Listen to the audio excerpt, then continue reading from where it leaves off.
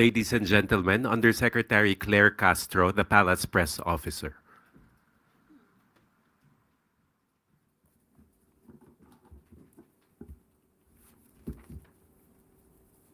Magandang umaga, Malacanang Press Corps. Welcome sa ating press briefing ngayong araw.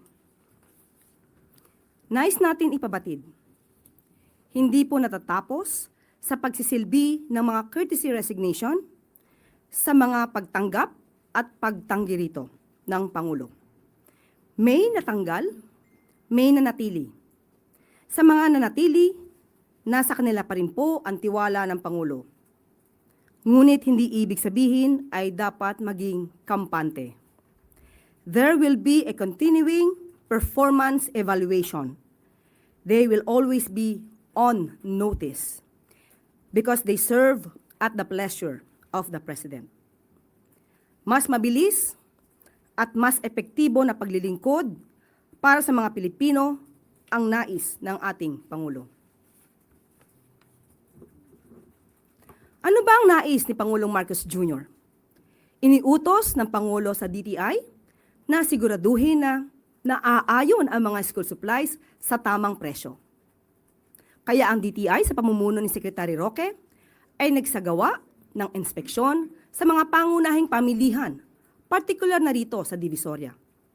Mabilis na aksyon ang nais ng Pangulo para mabantayan at mapanatiling abot kaya ang mga gamit pang eskwela para sa pamilyang Pilipino. Panoorin po natin ito.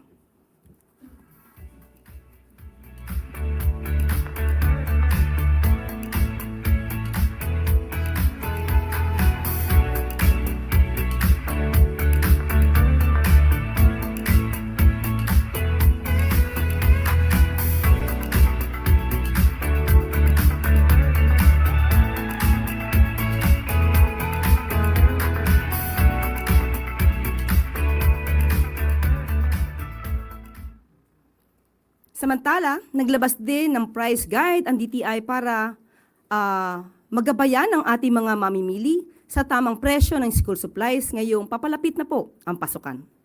Ayan po at naka-flash sa ating screen ang mga guide patungkol po sa presyo. So makikita sa guide na yan na bumaba ang presyo ng 29 school items mula piso hanggang 10 piso kumpara nung nakaraang taon. Nandyan din po ang presyo ng pinakamura at ang pinakamurang school supplies per category. So konsultahin na lang po natin ang listahan na yan at makikita po sa website ng DTI para makapili ng maayos at murang gamit ang inyong mga anak. Mga isyong pangkalusugan naman. At ang matagumpay na larangang ito, kabilang na ang Philippine Presidency sa katatapos lang na World Health Assembly. Pagpapalawig ng bukas centers at mga serbisyo para sa persons living with HIV. Ibabalita sa atin ni Department of Health Secretary Teodoro Herbosa. Good morning, Sir Ted. Good morning, Sec Claire. Dahil umabot na po sa 57 na kaso bawat araw ang nakikita nating positibo sa HIV mula Enero hanggang Marso nitong 2025 o nitong first quarter of this year, mas napaigting ng Department of Health ang pagbibigay ng libreng antiretroviral or ARV drugs sa ating mga kababayan na namumuhay na may HIV or people living with HIV. Ang bilin po ng Pangulong Marcos, padaliin ang pagbibigay ng serbisyong ito sa pamamagitan ng mas mabilis na proseso sa mga pangunahing ospital na puntahan ng mga taong namumuhay na may HIV.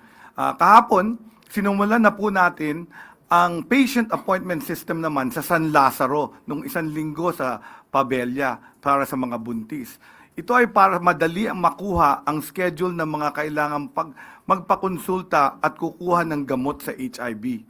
Sa sistemang ito, masisiguro din natin na regular na ang pagkonsulta ng mga persons living with HIV at regular na ding makukuha ang libreng maintenance ARV drugs para ma-manage ang kanilang kondisyon nakaalay din para sa ating mga DOH ang counseling at ang ating mga kababayan ukol sa mahabang pamumuhay ng mga taong may HIV.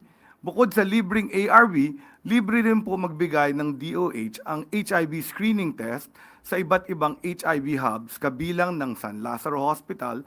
Pwede rin po magpa-schedule ng HIV confirmatory test. Dahil importante po na alam natin ang HIV status ng isang tao para mabigyan agad siya ng gamot at hindi na lumala ang HIV sakaling reactive po ang pasyente. Hindi na po death sentence ang HIV sa panahon ngayon. Kailangan lang po kumonsulta para magpa-test at screening maintenance. Maintenance lang ang kailangan po. Katapat niyan, para lang na siyang high blood or diabetes na basta meron kang gamot, tuloy-tuloy po ang magagawa. At ang DOH po, magagawa natin ito. Sa kabilang bahagi naman, ang Pilipinas po ay namuno sa pinakamataas na pagpupulong ng 194 na mga bansa na miyembro ng World Health Organization. Ito po ang World Health Assembly o pagpupulong ng lahat ng health minister sa buong mundo. Makasaysayan po ang tagumpay na ito dahil nagkaroon tayo ng boses para matalakay ang mga pulisiya at sistema ng healthcare na dapat napapaabot sa middle and low income countries. Ang pakikipagtulungan ng Pilipinas sa global health ay mahalaga dahil wala pong passport ang sakit o mikrobyo. Hindi lamang po ang kasalukuyang kalagayan ng sistemang pangkalusugan ang dapat na pinagtutunan ng pansin ng bawat bansa, kundi pati ang mas pagmatagalang seguridad natin kahit anong banta na sakit. Hindi po dapat mapag-iwanan ang Pilipinas sa global health. Isa sa mga mahalagang bagay na nakamit natin dito sa WHA or World Health Assembly ay ang pandemic agreement. Ang layunin pong tugunan ang hindi pagkapantay-pantay ng aksyon ng mga bansa kapag may pandemya.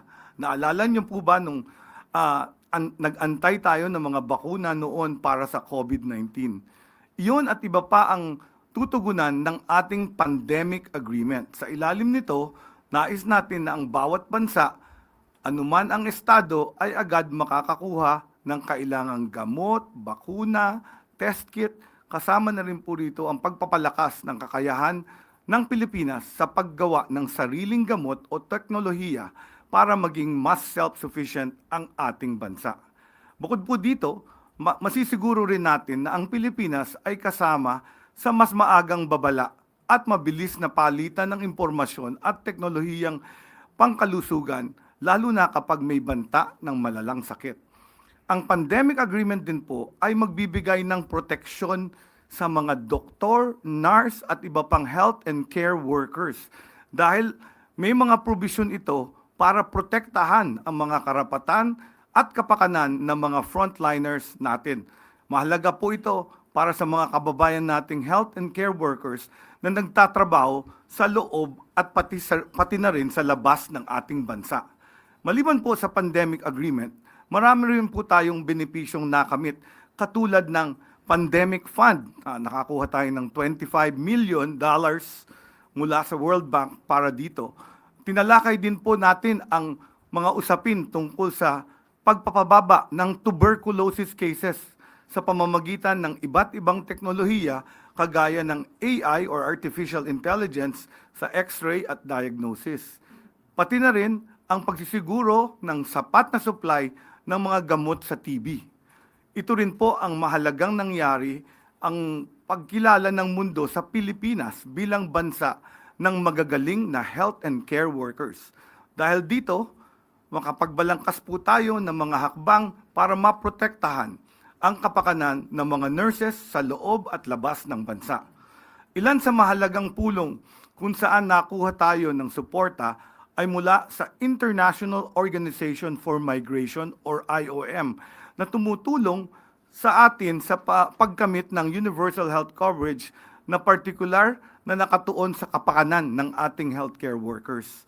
Pahayag po nila na ang kanilang pagsuporta sa mga investments para mapalakas ang ethical recruitment kasama ng usapin ng sweldo at benepisyo at training ng mga health and care workers, lalo na ang mga Filipino nurses. Inabalangkas din po ang isang modelo ng return migration para sa mga kababayan natin na gusto nang bumalik sa Pilipinas matapos ang pagserbisyo sa ibang bansa. Pinasalamatan po tayo ng buong mundo sa diplomasyang pangkalusugan na ng Pilipinas. Pakikipagtulungan natin sa mga bansang mayaman at pati na rin sa mga bansang nangangailangan. Napakarami pong tagumpay na nagawa ng Pilipinas sa World Health Assembly na kinilala ng mundo. Hitik po tayo sa pagsalubong para sa kalusugan ng ating bayan.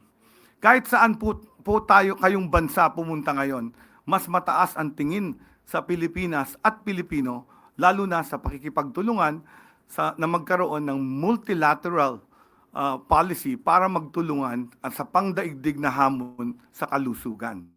Binisita rin po natin ang Filipino community sa Geneva, Switzerland at kasama ko si President and CEO Dr. Edwin Mercado. Tinalakay namin ang mga benepisyong pangkalusugan ng ating mga OFW bilang sa ating mga bagong bayani na nagtatrabaho sa iba't ibang bansa.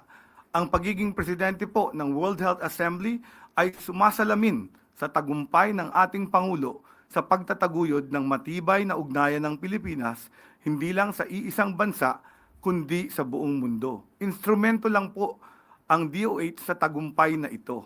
Sinusundan ang pamamalakad ng ating Pangulong Bongbong Marcos na maayos na maprotektahan ang diplomatic ties natin sa mga bansang mayaman para po pag meron tayong pangangailangan.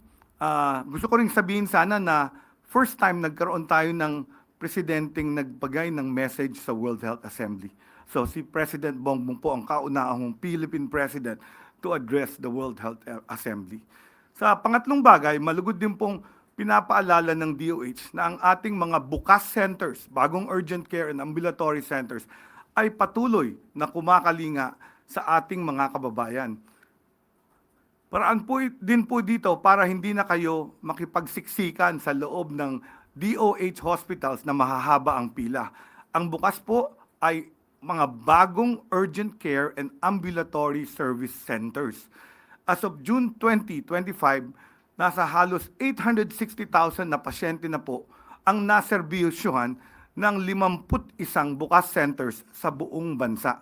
Patunay po ito na mabilis na nahatid ng ating mga kababayan ang mga serbisyong medikal dahil noong March 2024 lang po tayo nagsimula, March 6, 2024, nagsimula nung unang bukas center sa Santo Tomas, Pampanga. At ngayon, 26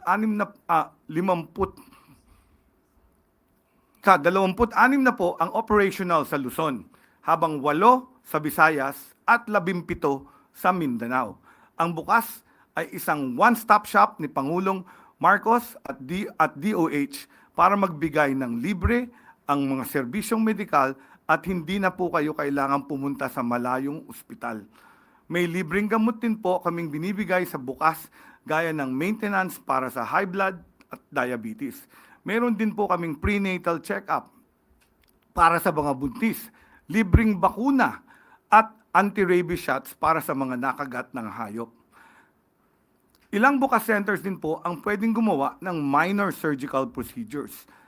Ang bukas ay bahagi po ng layunin ng DOH na mas maramdaman ng mga kababayan natin ang universal healthcare dahil ang bilin po ng Presidente, patas na access at komprehensibong serbisyo pangkalusugan ang nabibigay sa iba't ibang parte ng bansa. Yan po nagtatapos ang ating maikling pahiwatig. We now open the floor to questions for SecTed. I have 3. We begin with Christian Yosores, DZBB. DCMM. DZMM, sorry. DCMM. Mike, andito yata sa harap.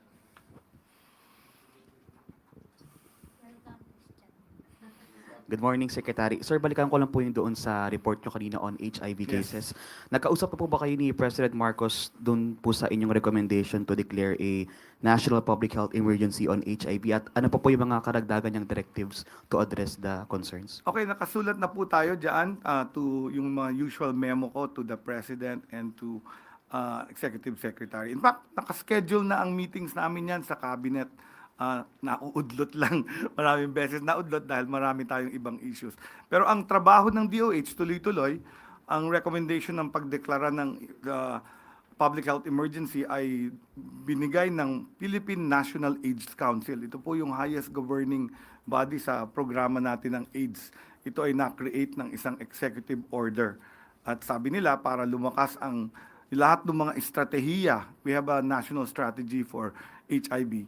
Kailangan natin ang utos ng Presidente. Pero ginagawa na po namin to. Mga 6 na buwan na po kaming bumubuyo, inaayos ang mga programa na pagpapaigting at saka malaking tulong ang binibigay ngayon atensyon ng ating media dito sa malaking taas ng mga kaso ng HIV sa Pilipinas. One follow-up lang, Sec. Na-mention niyo rin po kanina na mas umigting yung pagbibigay po natin ng mga libreng ARV drugs. So far po ba enough ba yung supply ng mga antiretroviral drugs for PLHIVs and yung mga testing kits po or government testing centers para sa mga gustong magpa-test? Tama. In fact, binisita ko yung sa San Lazaro, kompleto sila ng supplies. Yung ARV, binibigay po ang 3-month supply every time pumunta yung pasyente to get. So every 3 months na re-resupply siya ng ARV treatment. Ito po ay libre, binabayaran po ng PhilHealth para sa ating persons living with HIV. Yung test naman, meron na ring naaprubahan ng ating FDA, attached agency ng DOH, ng self-test kit. Ito po yung pinakabagong metodolohiya.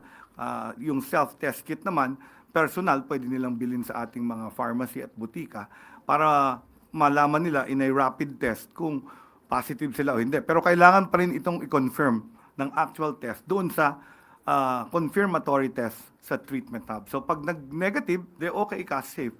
Pag nag-positive, kailangan pumunta ka sa ating mga treatment hubs. Alvin Baltazar, Radio Pilipinas. Secretary, magandang umaga po. Magandang umaga. Sir, meron ba tayong information campaign which focuses on the stigma tungkol sa HIV? Yes. And eventually, hindi naman ma-discriminate yung mga kababayan nating nagtatagalin itong sakit. At sabi nyo kasi kanina, parang high blood and diabetes sila ng HIV. Yes. Kaya ako minention yung paragraph na yon na kasi napansin ko, tumataas yung HIV kasi mataas pa rin ang stigma sa atin. In fact, yung isa naming, meron kaming mga HIV partners, yung taga Switzerland, di ba? Yung mga, meron isa taga Switzerland, Mr. Philippines siya. So, nagulat siya na dito, parang may malaki pa ang stigma, whereas in Switzerland daw, sila lahat alam nila yung status ng mga kapartner nila at very open ang testing. Everybody gets tested. Dito parang nandun pa tayo sa 1980s na parang tinatago yung HIV. Alam niyo naman lahat ng celebrity nagsasabi may HIV positive sila pero buhay pa rin sila, celebrity pa rin sila, hindi sila namamatay. So yun yung ibig sabihin ko na dapat siguro mawala na yung stigma sa HIV. In fact, kahapon nung bumisita ako sa San Lazaro, nakita ko yung napakaraming nakapila na persons living with HIV. Alam mo, mas matitipuno pa yung katawan nila kaysa sa akin. Mas healthy pa sila. So, iba na nga yung panahon na gagamot ang HIV, although hindi ka naku-cure. So, yun yung clarification, no? The virus doesn't disappear, but we can control the level ng virus sa katawan mo pag umiinom ka ng gamot. Of course, pag huminto ka, magiging AIDS. Yun yung pwedeng mamatay. Follow-up ko na lang. Kasama ba sa attribution ng pagtaas ng AIDS cases yung exposure sa mga bagay na dapat sana hindi napapanood lalo na ng mga kabataan? Yes. Kasi accessible na sa online. Oo, tinanong ako niyan kasi tinanong ako ng isang private individual. Sabi niya, bakit ganyan? Bakit tumataas ang HIV? So, sinagot ko. Sabi ko, maraming rason. Ang number 1, tumaas ang risky behavior. So, number 1, easy access to pornography online. Number 2, mga dating apps. Number 3, hindi gumagamit ng protection, unprotected sex. Number 4, nauso yung, nung nagka-monkeypox, na-discover ko itong mga behavior na to.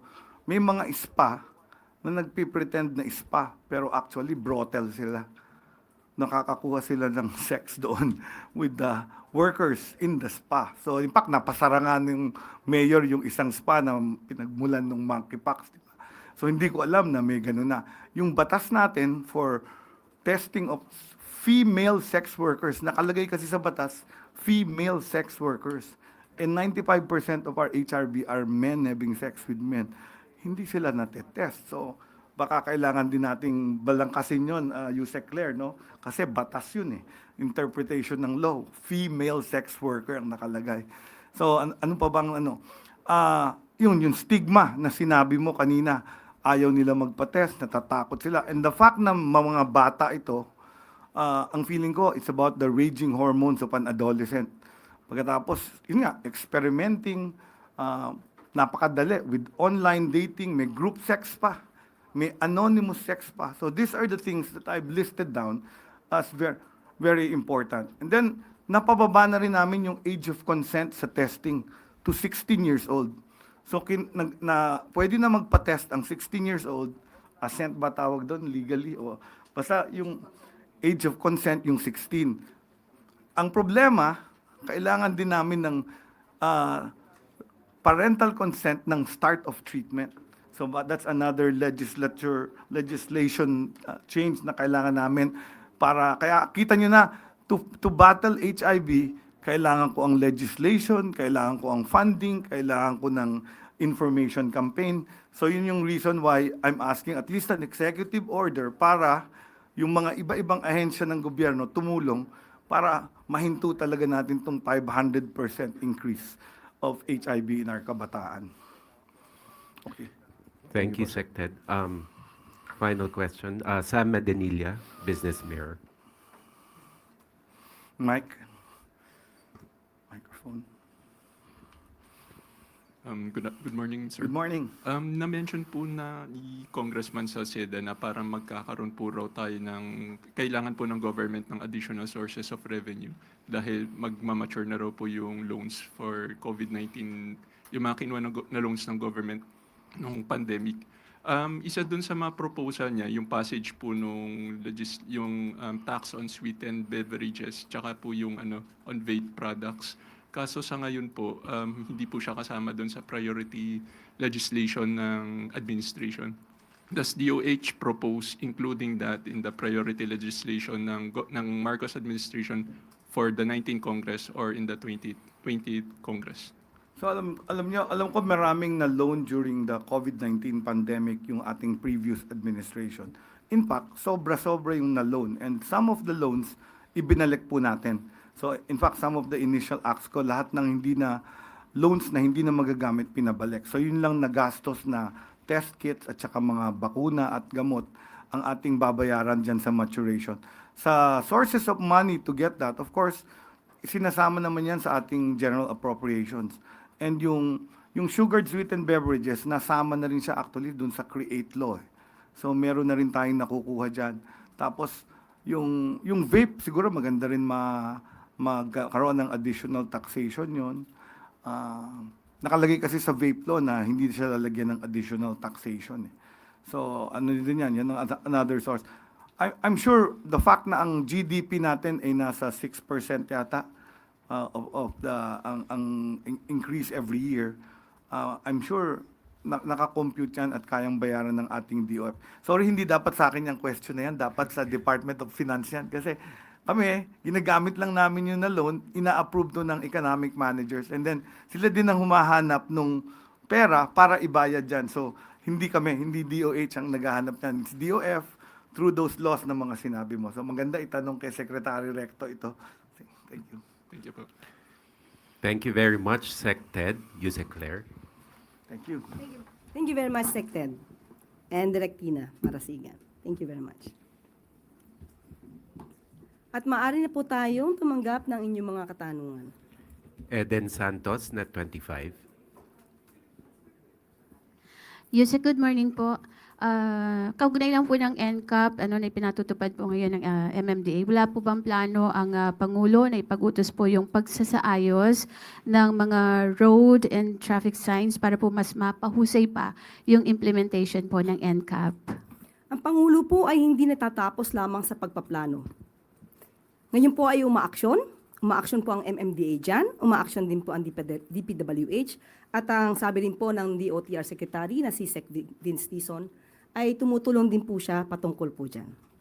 So we're expecting po na sa mga susunod na araw ay may mga gagawing mga kalsada, aayusin po yung mga nabubura ng mga road signs at saka po yung mga timer sa ating mga traffic lights. Patuloy po ang pag-aayos po nito, hindi lamang po dahil sa NCAP, noon pa po inaayos-ayos na rin po ito.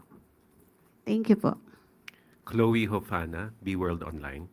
Good morning po, Yusek. Tariff updates lang po. The US set the deadline for its trading partners to provide their best offer on trade negotiations yesterday, June 4. According to a Reuters story, the US is asking countries to list their best proposals in a number of key areas, including tariff and quota offers for the purchase of US industrial and agricultural products and plans to remedy any non-tariff barriers. So question po, Yusek, has the Philippines received the letter? And if so po, has the government submitted its response? Okay. Actually, according to the Department of Trade and Industry and Office of the Special Assistant to the President for Investment and Economic Affairs, they are in constant communication with the U.S. Trade Representative, but they cannot divulge or give any details about this because we are covered by the confidentiality agreement. So hanggang dun lang po ang ating masasabi. Okay, so follow-up question na lang siguro, Yusek. What is the current status na po of the negotiations, especially with the US self-imposed deadline set to expire in 5 weeks? Yeah. Meron pong deadline, pero again, hindi ko po masasabi yung ibang detalye because of the confidentiality agreement. Opo, pero tuloy-tuloy po yung pakikipag-ugnayan po nila sa US representative. And so far, satisfied naman po tayo sa talks na nangyayari? Yes, opo. Okay, thank you, Yusek. Ann Soberano, Bombo Radio.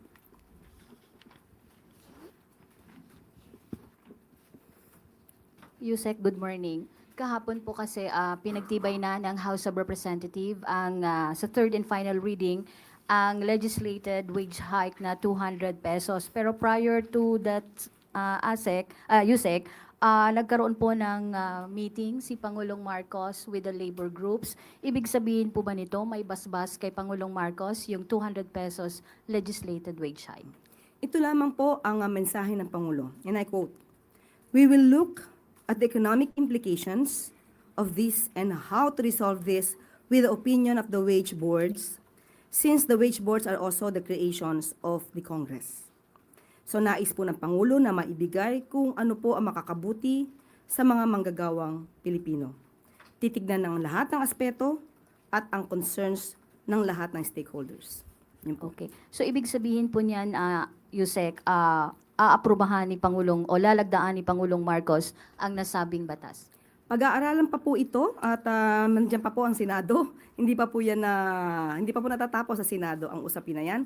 At katulad po ng sinabi ng ating Pangulo, ititignan po ang anumang economic implications patungkol po dito. Pero nais po ng Pangulo na maibigay ang nararapat at mas makakabuti sa manggagawang Pilipino. Salamat po. Thank you. That was the last question, Yusek. Oh, okay. At bago po tayo magtapos, meron pa rin po tayong good news. Dahil nais ni Pangulong Marcos Jr. na paigtingin ang kampanya laban sa illegal na droga, tuloy-tuloy ang operasyon ng ating mga law enforcement agencies concerned. Nagkaroon ng 63 anti-illegal drug operations ang PIDEA sa huling linggo ng Mayo, taong kasalukuyan. Target ng mga operasyong ito, hindi lamang ang malalaking drug syndicates, kundi pati na rin ang small-scale peddlers at drug dens na patuloy na nambibiktima ng mga Pilipino. Kabilang sa mga isinagawa ng PIDEA ang 44 buy-bus operations, 7 marijuana eradication operations, 7 search and seizure raids, at 5 interdiction efforts. Nagresulta ang mga ito sa pagkakahuli ng 91 drug personalities, kabilang na ang drug pushers, drug den owners, employees at clients, possessors, couriers at importers. Ayon kay Chief PNP Nicolas Torre, pinapaalala niya sa mga pulis, huli, hindi patay. Panoorin po natin ito.